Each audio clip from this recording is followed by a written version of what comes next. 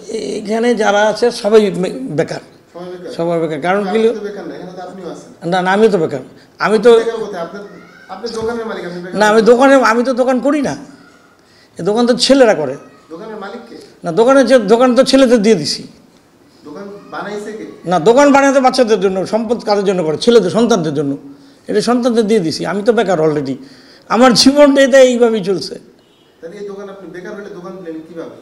না, এটা তো তখন ওই আপনারা যে আমার ওয়াইফ টাকা জমায়, কিস্তিতে টাকা জমা দেয়া, ওই তখন সরকার থেকে বরাদ্দ নিছে। এটা কিনা নেয়নি আমরা, সরকার দিছে কিস্তি করে আমাকে। যে বেকার মানুষ টাকা দিতে পারে না, তখন আমাকে এই কিস্তি করে, যে জেনারেল মাহমুদুল হাসান সাহেব ছিল মেয়র, উনি আমাকে এটা। সবাই বেকার। আমার মতো না, ওরা অরিজিনাল বেকার।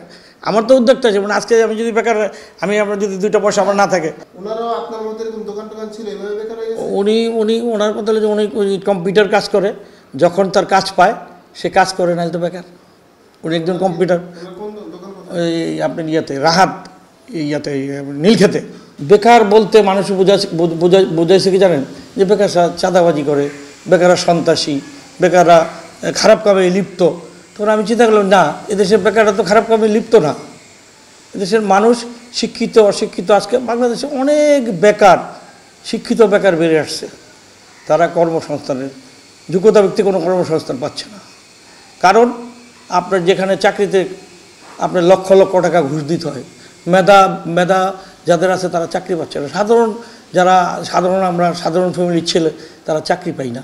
কারণ কি? আমাদের অর্থ নেই, মেধা আছে। তা আমার এইটা আন্দোলনের প্রথম কথা হলো যে বয়সকে বাতিল করে দিতে হবে, যোগ্যতা ভিত্তিক চাকরি হবে। যোগ্যতা ভিত্তিক চাকরি চাই। আমরা পার্লামেন্টে বেকারদের প্রতিনিধি চাই, বেকার ভাতা চাই। কারণ এদেশে যতক্ষণ শিক্ষিত বেকারদের চাকরি না হবে, তখন তাদের বেকার ভাতা দিতে হবে। যখন চাকরি হবে, সেখানে তাদের ভাতা বন্ধ করে দেওয়া দরকার। আর যারা আজকে মৌসুমি বেকার, গরিব, আপনারা গ্রামের সন্তান জানেন যে 6 মাস কাজ করলে 6 মাস গরিব মানুষ অনাহারে মরে। এদের জন্য কোনো ব্যবস্থা কোনো সরকারই করেনি। তবে আমার এই গণতন্ত্র, আমার আদর্শ উদ্দেশ্য এগুলো আছে যে এদেশের অগণিত বেকারদের জন্য করা। যারা বয়স্ক, যারা অনেক বেকার হয়ে যায়, তাদের অনেক মেধা আছে, তাদের বিভিন্ন জায়গায় যদি আপনার প্রতিষ্ঠানে দেওয়া হয়, তারা অনেক ভালো কাজ করতে পারবে। তা আমার মনে হয় যে বেকার কোনো সমস্যা না। যদি সরকার বা এই দেশের মানুষের যদি আপনার মনোবল সরকারের ভালো থাকে, সরকার যদি চায় যে এই বেকারদের জন্য কিছু করার জন্য, আমি ডক্টর ইউনূস সাহেবকে ধন্যবাদ জানাই যে উনি ইদানিং বলেছে যে কিছু বিদেশি যত উদ্যোক্তা যারা এই দেশে বিনিয়োগ করতে চাচ্ছে, তারা যদি আমাদের দেশে যদি বড় বড় শিল্প প্রতিষ্ঠান করে, বড় বড় আপনার শিল্প প্রতিষ্ঠান করলে সেখানে শিক্ষিত অশিক্ষিত দক্ষ অদক্ষ সকল বেকারের কর্মসংস্থান হবে।